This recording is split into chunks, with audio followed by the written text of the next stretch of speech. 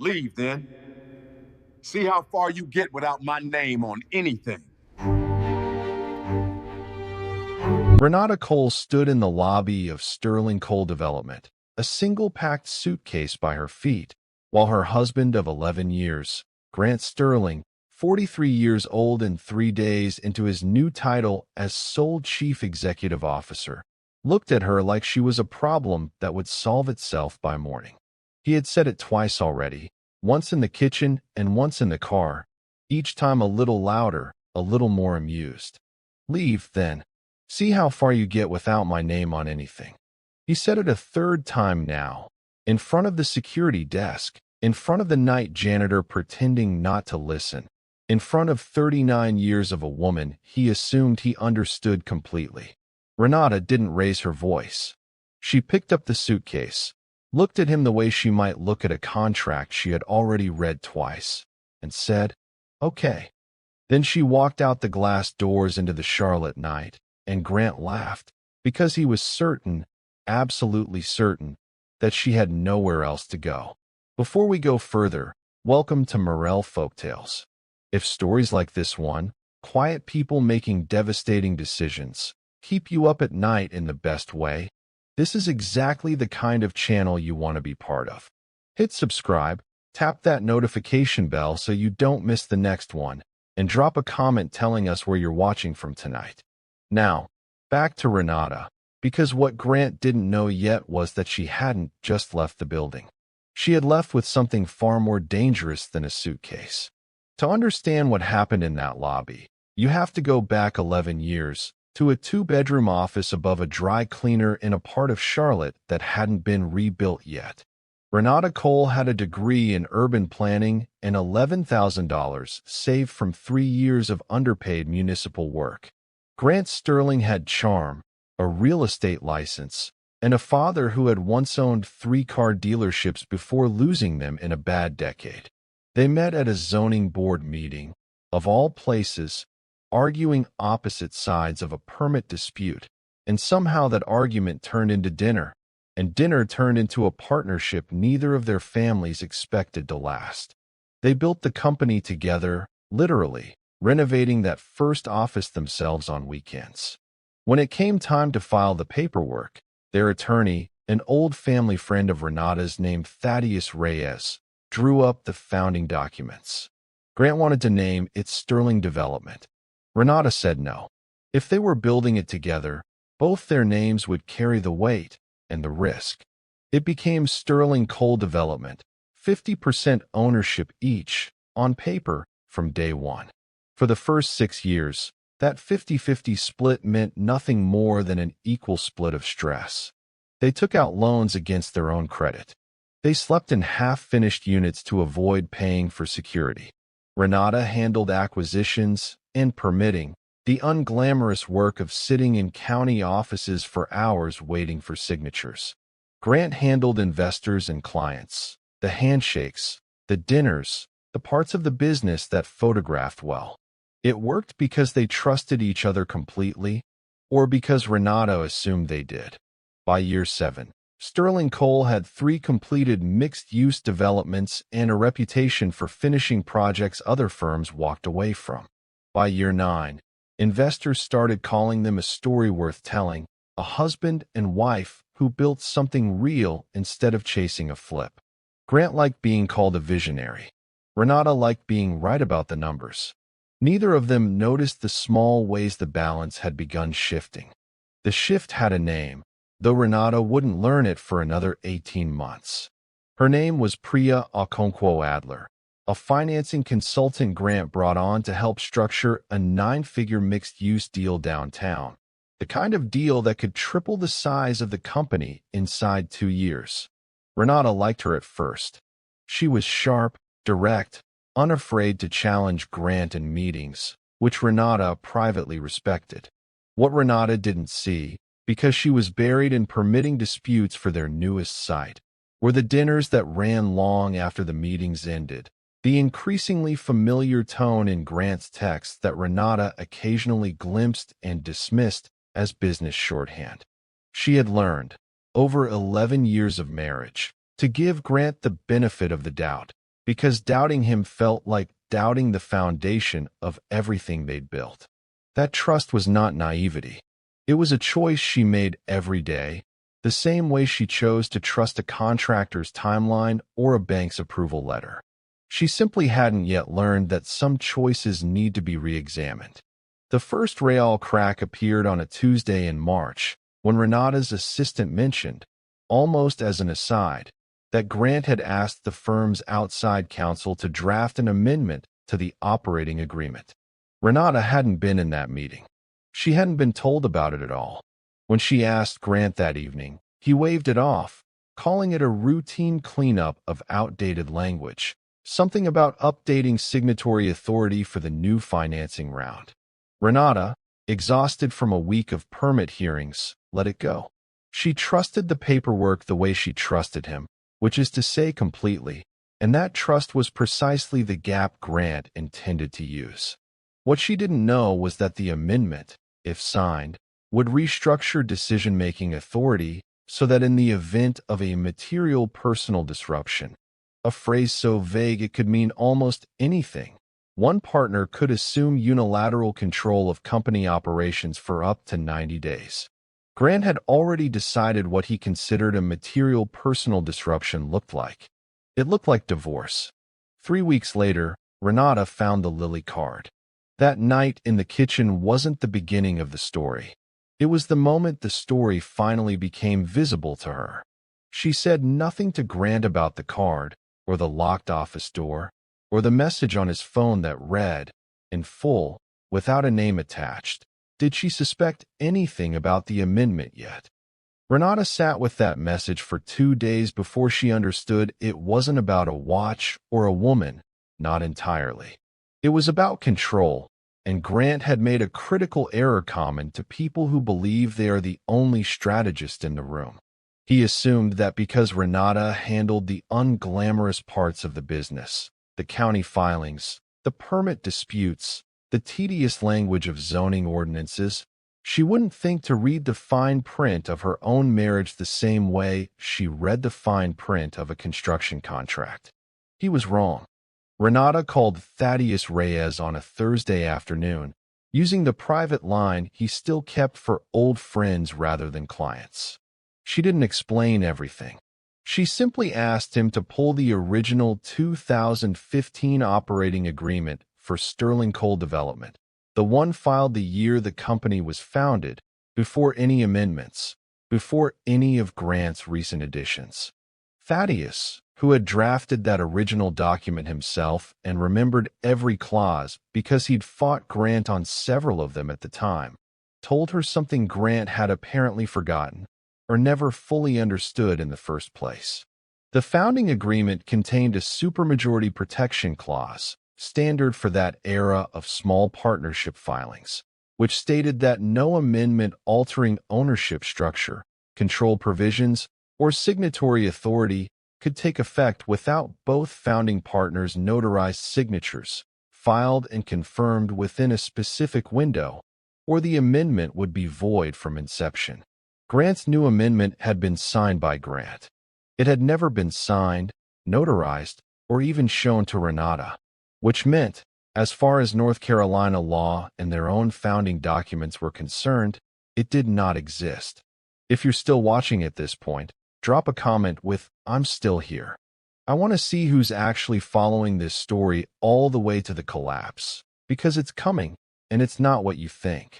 Over the following 11 days, Renata did something Grant would later describe, in a deposition none of us are supposed to know about, as completely out of character. She kept working. She showed up to every meeting. She smiled at Priya Okonkwo Adler across the conference table and asked thoughtful questions about the downtown financing structure. She did not confront Grant about the message on his phone, or the amendment, or the lilies. Instead, she quietly requested, through Thaddeus, certified copies of every founding document, every amendment attempt, and every wire transfer connected to the downtown deal for the past 14 months. What she found, buried in 3 separate transactions routed through a shell entity Grant had set up under his father's old dealership name, was that Grant had already pledged 22% of Sterling Cole's equity as collateral for a private bridge loan, using the unsigned amendment as if it were valid to secure funding he needed before the big investor gala scheduled for the last Friday of the month. He had told the lender the amendment was fully executed. It was not, which meant Grant had, whether he understood it yet or not, committed loan fraud using equity he did not have unilateral authority to pledge. Renata's sister, Odette Cole Marsh, a paralegal who had spent 9 years working securities litigation before moving back to Charlotte, became the one person Renata told everything. Not a lawyer herself, but close enough to the machinery of financial fraud cases to know exactly what questions mattered and which ones were traps. Odette sat with Renata at her kitchen table 3 nights that week, going through bank statements and wire confirmations with the patience of someone assembling a puzzle she already suspected the shape of. "He thinks you don't know how to read this," Odette said one night, tapping a highlighted line on a lending document. "He built a whole plan assuming you'd stay too hurt to look closely." Renata didn't argue. She simply kept reading. The clock she was watching wasn't the divorce.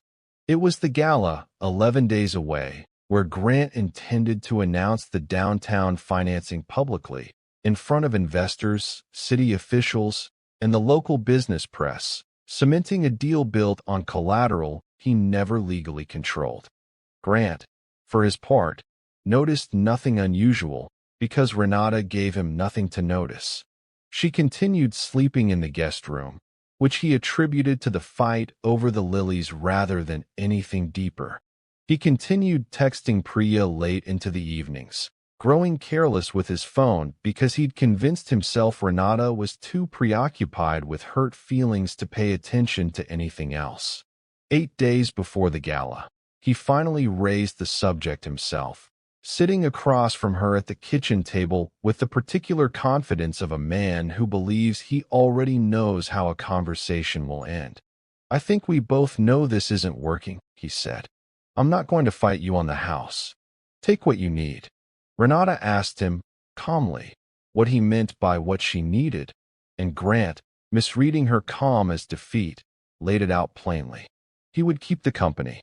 He would keep operational control. She could have a settlement, a fair one, he said, generous even. But the business, the thing they had built with their hands 11 years earlier, would stay his. "You know how this works," he added. "I run it. You handle paperwork. That's how it's always been." That was the moment. Renata didn't raise her voice. She asked him a single question. "Which amendment are you basing that on?" Grant blinked, then recovered quickly, mentioning the operating agreement update from earlier in the year, the one about signatory authority during personal disruptions. Renata nodded slowly, the way she might nod at a contractor who had just admitted, without realizing it, to skipping an inspection. "That amendment was never notarized," she said. "It was never filed. Under the original 2015 agreement, which is the only document that legally governs Sterling Coal development, any change to control or ownership structure requires both our signatures, notarized, within 30 days of drafting. That window closed 6 weeks ago. Your amendment doesn't exist, Grant. It never did." For the first time since she'd known him, Renata watched something close behind Grant's eyes. Not anger yet, something closer to disbelief, the particular disbelief of a man realizing the floor beneath him had never been as solid as he assumed. 2 days later, Renata packed the suitcase and told Grant, in the kitchen, that she was leaving. Not the marriage first, the house. She wanted distance to think clearly, she said, and she wanted it before the gala. Grant, still operating under the belief that the amendment was valid, or at least believing Renata didn't know otherwise, saw an opportunity. If she moved out voluntarily before any formal filing, it would look, to any judge or investor later, like she had abandoned active involvement in the company, weakening any claim she might make to operational control. He dared her to go. "Leave, then," he said. the same words he'd repeat 3 days later in the lobby, this time smiling as though he'd already won something. See how far you get without my name on anything. What Grant didn't understand, and wouldn't understand for another 11 days, was that Renata's name had been on everything from the very beginning, filed, notarized, and legally unshakable, in a document he had simply stopped reading a long time ago. The gala took place at a renovated textile mill downtown, the kind of venue Sterling Cole had built its reputation restoring, exposed brick and factory windows repurposed into something investors found romantic. Grant stood at the front of the room in a tailored navy suit, flanked by Priya Okonkwo-Adler, preparing to announce the downtown financing round to a crowd of roughly 200 people, including 3 city council members, a business columnist from the Charlotte Observer, and the private lender who had extended the bridge loan against equity Grant did not legally control. Renata arrived 20 minutes into the reception, unannounced, wearing the same steady expression she'd worn in the lobby 11 days earlier. She did not make a scene walking in. She simply found a seat near the front, beside Odette and beside Thaddeus Reyes, who carried a slim leather folder under one arm. Grant saw her from the podium, and, for a moment, his composure faltered, though he recovered quickly enough that most of the room noticed nothing. He began his remarks, describing the downtown project as a new chapter for Sterling Cole, thanking his financing partners, and gesturing toward Priya with the practiced warmth of a man used to being believed.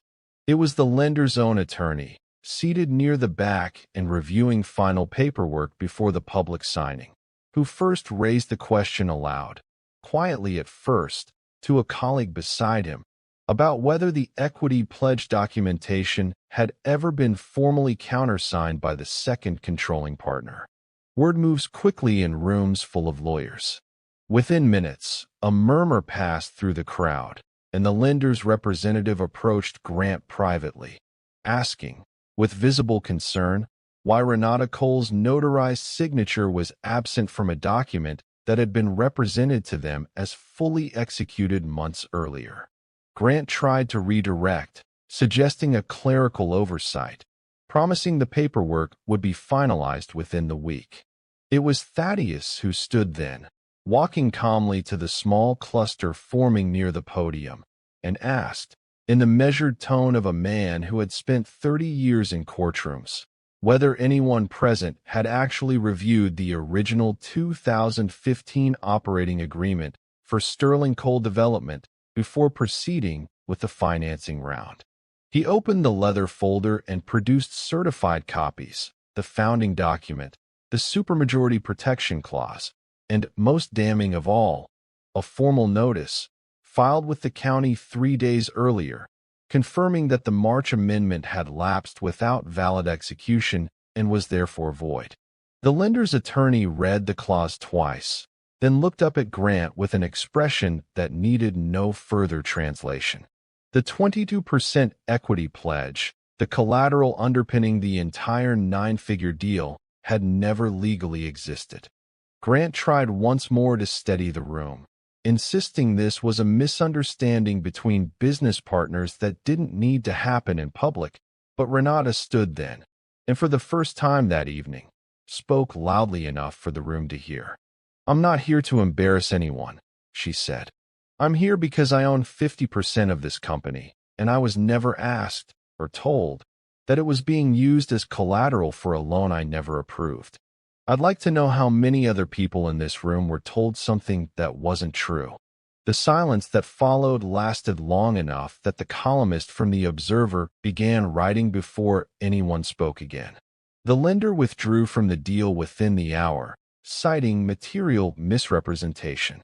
2 of the 3 council members left before dessert was served.